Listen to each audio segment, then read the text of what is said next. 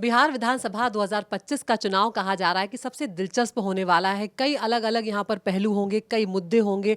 गठबंधन भले ही वही देखने को मिले, लेकिन जो समीकरण है वो उलटफेर होते हुए नजर आ सकते हैं। तो यहाँ पर एक पूरी पीढ़ी है जिसने नीतीश कुमार को ही देखा है एज ए मुख्यमंत्री के तौर पर 2005 से लगभग 2 दशकों तक वो मुख्यमंत्री रहे हैं बिहार के। तो ऐसे में किस तरह से बिहार में बदलाव आया, क्या जो अब पुराने मुद्दे थे, जो पहले समस्याएं थी, क्या वो सॉल्व हो पाई? हमारे साथ तमाम मेहमान इस बार हमारे साथ जुड़े हुए हैं। अजीत कुमार झा सर हैं हमारे साथ, वरिष्ठ पत्रकार। सतीश के सिंह सर हैं हमारे साथ, वरिष्ठ पत्रकार। और सुमित अवस्थी, एक जाना माना चेहरा, वरिष्ठ पत्रकार हमारे साथ है। सतीश सर, सबसे पहले आप ही के पास आना चाहूंगी। बिहार को आपने बचपन से देखा है, आपका प्रदेश ये रहा है। किस तरह से आपने देखा, क्या वाकई नीतीश कुमार के नेतृत्व में कुछ बदला है बिहार में? वो जो समस्याएं थी, कुछ उसमें कमी आई है? देखिए, नीतीश जी को मैंने स्टेज से पटना में एक बार बोला था उनके मौजूदगी में कि जो आपने किया, जंगल राज जैसी स्थिति थी लालू राबड़ी राज में, निश्चित रूप से थी। तो जो आपने उसको बदलाव किया, अब उससे इसको आगे ले जाइए। अरे वहाँ भोजपुरी इंडस्ट्री हो, आईटी हब हो, जो डेवलपमेंट के जो नए इंडिकेटर्स हैं वो होने चाहिए। नीतीश जी के बारे में निश्चित रूप से कहा जा सकता है कि महिलाओं के लिए चाहे स्कूल, अस्पताल, रोड आदि में उन्होंने काम किया और सोशल इंडिकेटर्स पे उन्होंने काम किया। लेकिन जो मॉडर्न डेवलपमेंट है, मैं समझता हूँ, जो मैंने उनको सुझाव दिया था वहाँ पर, उन्होंने उसको नहीं किया। अजीत सर, आप कैसे आंक रहे हैं नीतीश कुमार के अब तक के कार्यकाल को? मैं भी सिंह साहब के तरह एक पर्सनल कहानी से शुरू करता हूं। मैं 98 से 2000 तक पटना में था, संपादक था टाइम्स ऑफ इंडिया का। तो नीतीश जी उस बीच 11 दिन या 13 दिन के लिए मुख्यमंत्री बने थे। तो क्योंकि मैं टाइम्स ऑफ इंडिया में था, तो सबसे पहले मेरे साथ ही उनका इंटरव्यू हुआ और इंटरव्यू के बाद उन्होंने मुझे कहा कि मेरे साथ आप घूमने चलिए। तो हेलीकॉप्टर में बैठ के राइड लिया नीतीश जी के साथ अकेले। तो लंबी बातचीत हुई। तो सबसे जो अच्छा लगा मुझे, जब मैं लौट रहा था शाम को, धीरे मतलब करीब अंधेरा नहीं हुआ था, तो नीतीश जी मुझे बोले कि अजीत जी उठिए, थोड़ा बाहर देखिए हेलीकॉप्टर से। और उन्होंने मुझे दिखाया कि ये देखिए, ये गंगा नदी।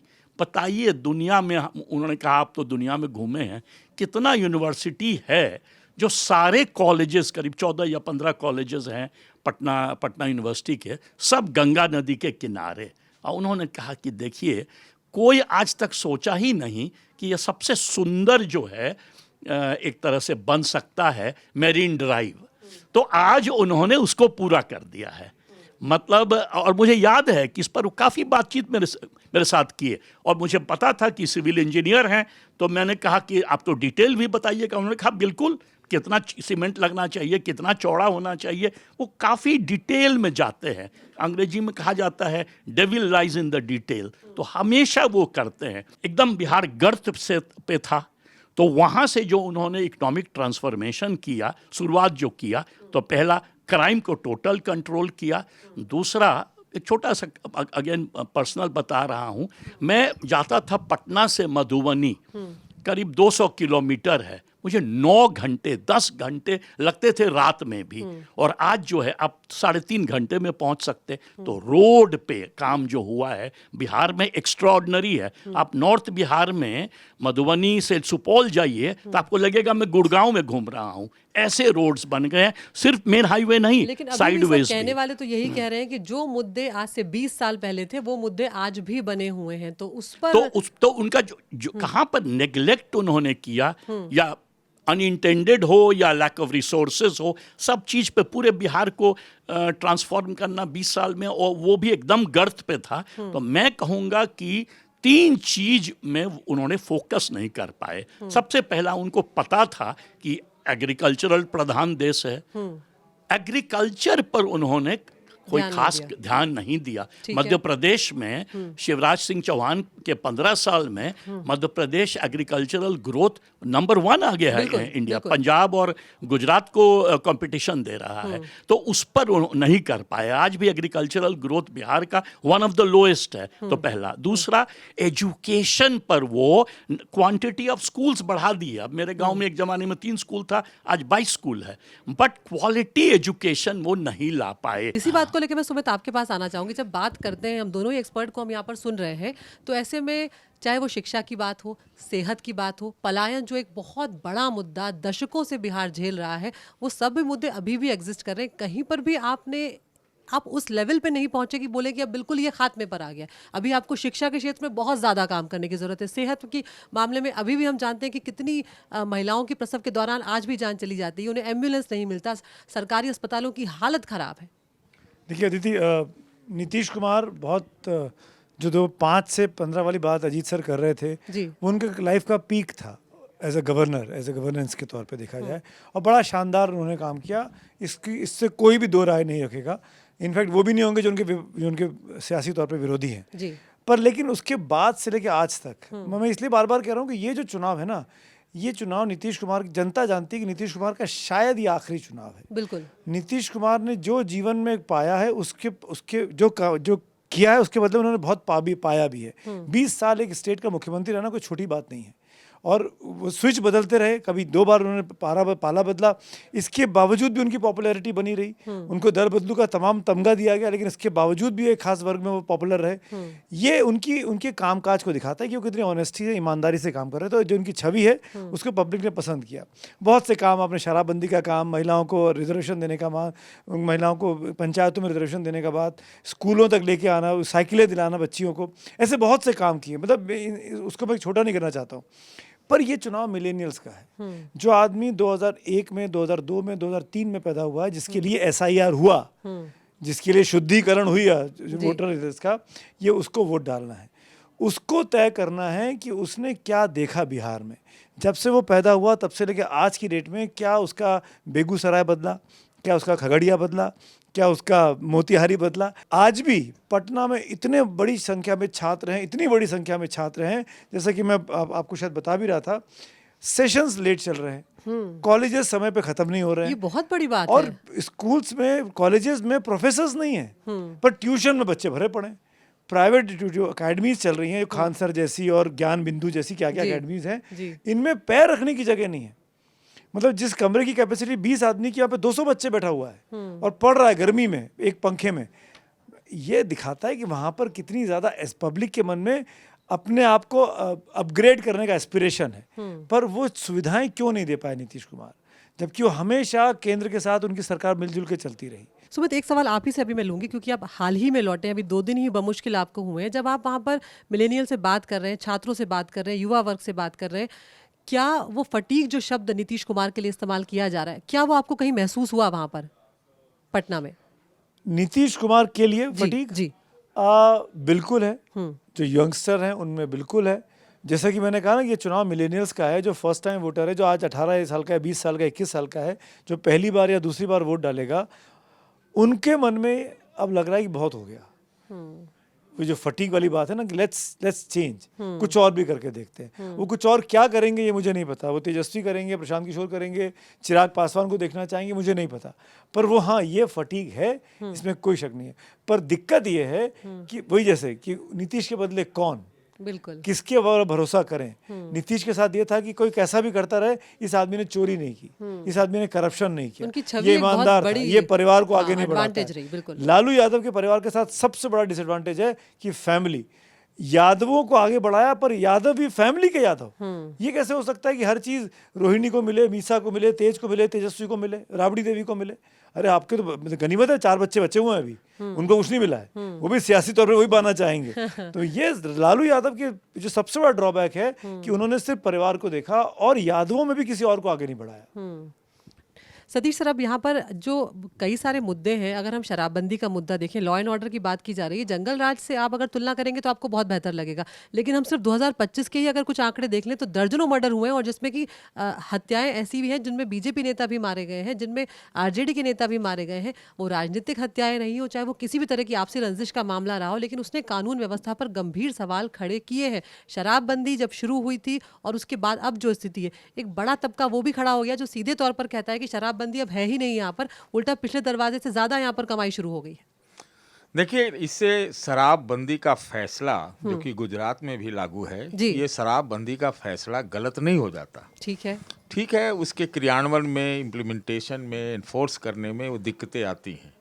लेकिन आप उन महिलाओं से जाके बात कीजिए जहाँ उसके पुरुष मतलब शराब में ही डूबे रहते थे। तो ये तो काम अच्छा है, इसकी सराहना होनी चाहिए। हाँ, रेवेन्यू लॉस है, सब कुछ है, वो कोई बात नहीं है। दरअसल जो सुमित ने कहा, जो अजीत जी ने कहा, इससे भी ये साफ होता है कि नीतीश जी ने दो काम किए। एक काम किया कि जो लालू रबड़ी राज का जो हिसाब किताब जमीन पे था, हम भी उसके भुगते हुए आदमी हैं, कि आप 6-7 बजे के बाद शाम से अपने गांव नहीं जा सकते थे, असंभव था उस एक समय तो था।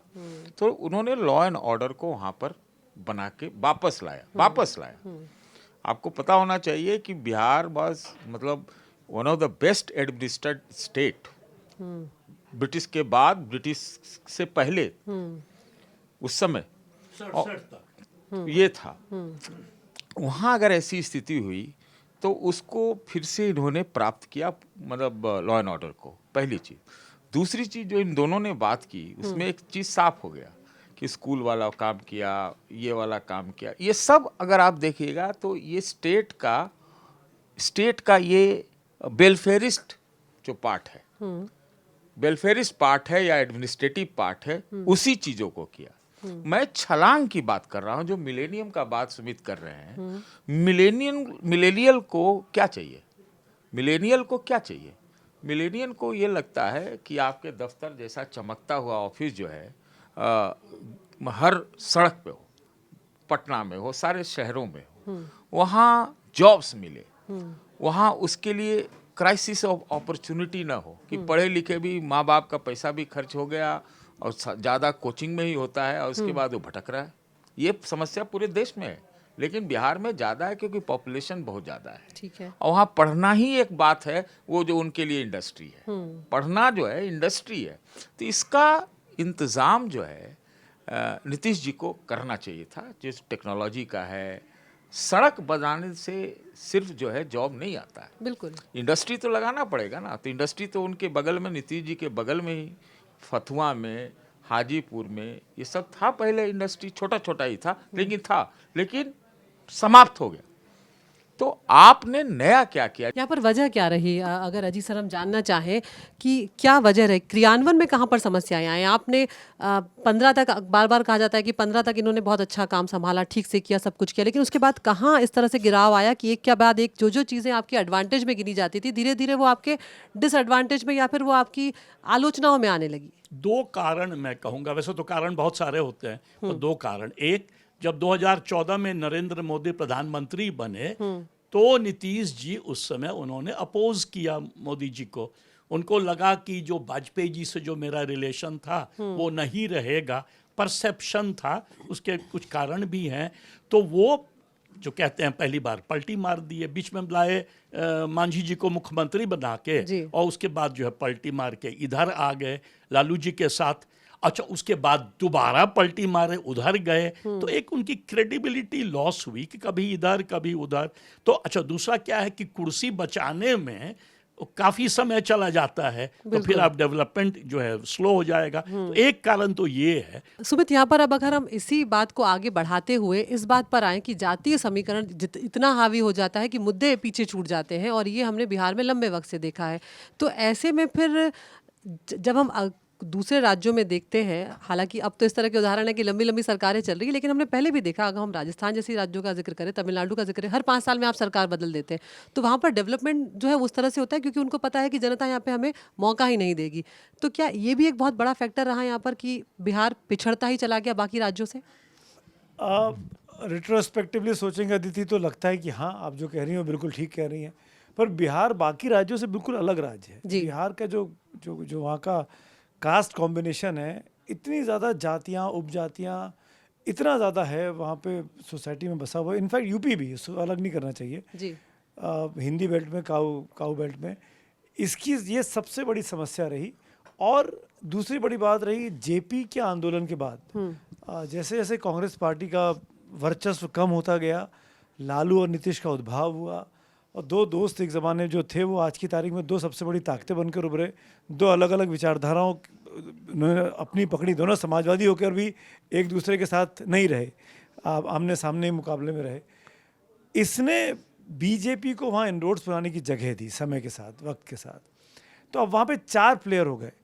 अमूमन आप देखेंगे हिंदी भाषी राज्यों में यूपी और बिहार के साथ ये दिक्कत रही कि वहाँ पर 2 पार्टी नहीं रही, वहाँ पे 4 पार्टी रही, 5 पार्टी रही, और इसी कॉम्बिनेशन ने अदिति वहाँ पर कभी भी ये सरकार का कि जो आपने कहा ना कि हर 5 साल में बदल जाए, वो नहीं हो पाया जी।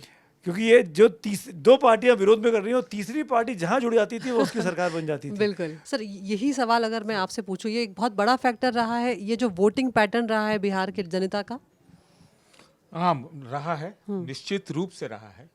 और हिंदुत्व वाली बीजेपी का जो प्रसार है, प्रचार भी, दोनों में वो बिहार जाके रुक जाता है। इसलिए भारतीय जनता पार्टी आज तक अपने बलबूते, अपने दम पर बिहार के लिए अपना ग्रामर केमिस्ट्री ठीक नहीं कर पाई।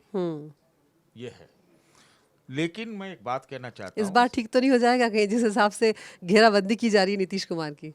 देखिए, नीतीश जी की घेराबंदी की तो पूरी ताकत लगी हुई है ना, और अब हम लोग फिर नीतीश जी को बता रहे हैं, रेलेवेंट बता रहे हैं। बिल्कुल। आज चर्चा में तो जितनी हम लोग बात कर नाराजगी रहे हैं, उनकी, ये हाँ, क्या कारण देखने को है? मिली, ये हाँ। क्या कारण है? अगर भारतीय जनता पार्टी का अश्मेघ रथ जो है एकदम ऐसे अनवरत सब जगह बढ़ता जा रहा है, तो बिहार भी फतेह होना चाहिए था बिल्कुल। अपने बलबूते। तो वो नीतीश जी को ढो क्यों रहे? लालू और नीतीश का जो देन है बिहार में, है ना, वो देन ये है कि जो 80-85% बिहार की जनता है जी।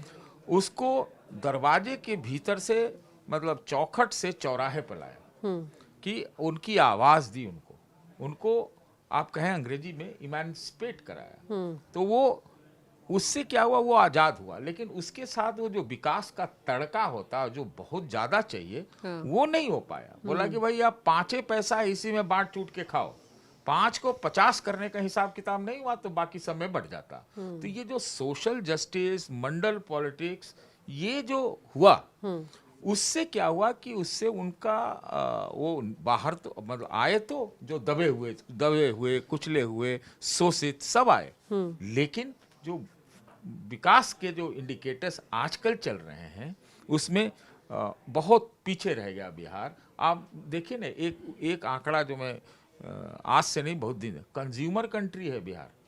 जो माल आपका कहीं नहीं बिकता बिहार में बिकता है, खरीद लेते हैं लोग। हाँ, क्योंकि वो कंज्यूमर कंट्री आपने बनाया। दूसरा कि वहाँ 4.25 लाख करोड़ रुपया बैंकों में वहाँ के बिहार के लोग जमा करते हैं सालाना, और समझे, लेकिन उसका 2.5 से 3.25 लाख करोड़ वहाँ के लोग लोन नहीं लेते, समझे, वो बट जाता है बाकी राज्यों में, कोई लेने ही वाला नहीं है। अगर उसी पैसे से वो विकास का काम हो तो 4.25 लाख करोड़ कोई छोटा होता है। और ये आंध्रा का फिगर है, तेलंगाना का फिगर है कि वहाँ के लोग जितना पैसा बैंकों में जमा करते हैं, वहाँ 80-85% वही खर्चा हो जाता है, वही लोन डिस्पर्स हो जाता है। तो आप कमा भी रहे हैं, आप पढ़ भी रहे हैं, आप बाहर से पैसा भी भेज रहे हैं, इंटरनल रेमिटेंस, ये सब करने के बावजूद चूंकि वहाँ पर कारखाने नहीं है, आपने सोचा नहीं। अभी अजीत जी कह रहे थे कि गंगा का एक दे रहे थे। अरे आप, हमको एक सवाल है मेरे मन में, भाई गंगा का आईटी इंडस्ट्री से क्या लेना देना है? आईटी इंडस्ट्री तो आप बालू में भी खड़ा कर दे सकते हैं, लेकिन आपने किया नहीं है क्योंकि आप विकास के उस मानसिकता से नहीं चले, सिर्फ मंडल और जातीय पॉलिटिक्स से चले। ठीक है अजीत सर, अब आपसे मैं लास्ट और फ्यूचरिस्टिक क्वेश्चन पूछना चाह रही हूँ। अभी रिसेंटली आप भी होकर आए हैं बिहार में, क्या पैटर्न अब आपको लग रहा है कि कुछ बदलने वाला है या यही पैटर्न रहेगा? और अगर यही पैटर्न रहा तो क्या जो अब तक का गवर्नेंस का स्टाइल रहा है, क्या उसमें कुछ बदलाव होने वाला है या वो भी इसी ढर्रे में चलने वाला है जो अब तक चला आ रहा है? देखिए, पहले तो मैंने ये कहा कि कुछ फैक्टर्स हैं जिनके कारण बिहार लो इक्विलिब्रियम ट्रैप में फंसा हुआ है। जब तक उन कारणों को नहीं बदला जाएगा, जैसे कि एग्रीकल्चरल ट्रांसफॉर्मेशन, दूसरा मैंने कहा फर्टिलिटी रेशो बहुत हाई है, तो जब तक वो सब नहीं बदलेगा, अब छोटा मोटा कुछ नहीं चेंज से नहीं होगा इकोनॉमिक ट्रांसफॉर्मेशन करने के लिए, सबसे पहली बात। दूसरी बात है, एक बार मैंने एक बहुत अच्छा हार्वर्ड के एक इकोनॉमिस्ट हैं, अमेरिका के बारे में लिख रहे थे, तो उन्होंने लिखा कि एग्रीकल्चर में अमेरिका में कुछ ट्रांसफॉर्मेशन नहीं हुआ, रिटर्न्स कुछ नहीं था, जब तक कि वाइन इंडस्ट्री नहीं स्टार्ट हुआ कैलिफोर्निया में। तब जाके सरप्लस आया और एग्रीकल्चर का ग्रोथ हुआ। तो यहाँ तो नीतीश जी ने शराबी बंदी कर दी, तो अब वो वाइन इंडस्ट्री का ग्रोथ आप कर नहीं सकते। ग्रेप्स आप ग्रो करेंगे, एक्सपोर्ट मान लीजिए आपके पास सी नहीं है। तमिलनाडु का एग्जाम्पल दिया सिंह साहब ने, तमिलनाडु के पास तो one of the largest ocean front है, तो उससे कंपैरिजन करना जो है मेरे अनुसार वो सारे स्टेट में करीब नंबर 1 नंबर 2 पे रहता है। ऊपर से मद्रास प्रेसिडेंसी आज के समय नहीं, अंग्रेज के ज़माने में था। हम तो हमेशा हिंटरलैंड थे, बंगाल प्रेसिडेंसी के पार्ट थे, तो हमको तो इंटरनली कॉलोनाइज करते थे। पूरा बंगाल जो है डिपेंडेंट था बिहार पर, तो इसलिए एक कंपैरिजन बहुत अच्छा नहीं है। मैं कहूँगा कि 1907 में अगर टाटा जमशेदपुर में आके टाटा खड़ा कर सकता है, तो अब तक तो टाटाओं की लाइन लग जानी चाहिए थी बिहार बिल्कुल में। बिल्कुल वही मैंने वो कहा ना। उससे कोई मतलब नहीं है कि आपके पास खनिज है या नहीं। दुनिया में 25 देश ऐसे हैं जिन बिना खनिज जीरो हैं। बिल्कुल, बिल्कुल, बात मिडिल ईस्ट ये कि जहाँ मैं रहता था, एडमिनिस्ट्रेशन, बिल्कुल। हाँ एडमिनिस्ट्रेशन आपका सोच कैसा, प्लानिंग कैसा, इस पर सब कुछ निर्भर करता है। नहीं नहीं, इसलिए मैंने कहा कि जब वो कटा ना, झारखंड जब कटा, तो ये जो टाटा के बारे में बात की है, जो भी इंडस्ट्रियल बेस था Bihar, in fact one of the पुराने इंडस्ट्रीज में, coal mines, steel and mines वगैरह में नंबर 1 था इंडिया का, तो वो सारा कट के निकल गया। तो उसके बाद जो है अट्रैक्ट करना कैपिटल को, नीतीश जी शायद वहाँ पर उतने सक्सेसफुल नहीं रहे जितना कि सोशल वेलफेयर में रहे, और वो रिक्वायरमेंट है। अब सवाल ये है कि क्या बिहार बदल सकता है? हाँ, बदल सकता है। उसके लिए एक नई सीरियस राजनीति करना पड़ेगा। उसमें मेरे अनुसार नए मिजाज की सरकार बिहार को चाहिए, और वहाँ जो डेवलपमेंट है मेरे हिसाब से उसके लिए सारा कुछ उपलब्ध है। इतना जल्दी एस्केप वेलोसिटी से होगा, ये क्षमता है कि आपको पता ही नहीं लगेगा कि इतना जल्दी सब ट्रांसफॉर्मेशन हो गया। अजीत जी, अगर आप गए हो वहाँ, मैं भी होके आते रहता हूँ, मैं अभी ही देख रहा हूँ कि वो वाला विकास शुरू हो गया। वो तो है, मैं भी देखता हूँ। पटना यदि आप देखें, कुछ और भी शहर पटना के अलावा यदि आप देखें, तो जिस पटना में मैं आया था बच्चे में 16 साल की उम्र में, और अभी जो पटना है, आप पहचान नहीं सकते हैं जिस तरह से हुआ है ग्रोथ। तब दिक्कत क्या है कि पटना, नालंदा, इन सब इलाकों का हुआ है, पर जो ऊपर का इलाका है ना, मिथिलांचल, सीमांचल, जो सबसे गरीब है बिहार के अंदर, उसमें फिर जो है ट्रांसफॉर्मेशन वहाँ काफ़ी लैगार्ड है। तो वो पूरा स्प्रेड डेवलपमेंट चाहिए। और मैं कहूँगा प्रशांत किशोर जी का एक बात मैं मानता हूँ, फोकस होना चाहिए एजुकेशन पर। तभी आप सॉफ्टवेयर इंजीनियर बनाएंगे, तभी जाके आप सॉफ्टवेयर रेवोल्यूशन लाएंगे। बिल्कुल। और सवाल बार बार यही खड़ा होता है कि वक्त आपके पास था इतना कि आप संसाधनों का इस्तेमाल करके, और कम संसाधनों में भी जो इस वक्त बिहार की सूरत है उससे बहुत बेहतर सूरत बना सकते थे। उसमें कहीं ना कहीं नीतीश कुमार पिछड़े हैं, इसमें कोई दो राय नहीं है। लेकिन इस बार जब अब मिलेनियल वोट करने जाएगा, तो क्या वो वाकई इस बदलाव को लेकर आना चाहेगा? क्या जो एंटी इनकम्बेंसी फैक्टर है नीतीश कुमार के खिलाफ, उसको वो हटा पाएगा उस तरह से? ये देखना बहुत दिलचस्प होगा। और इसी तरह से जब सुमित जब यहाँ पर कह रहे हैं कि जेडीयू के लिए, नीतीश कुमार के लिए सबसे मुश्किल चुनाव साबित होने वाला है, तो वो वाकई में लगता है। लेकिन किस तरह से पार पाएंगे वो देखना काफी दिलचस्प होगा। तो बिहार में काबा में आज इतना ही। नमस्कार।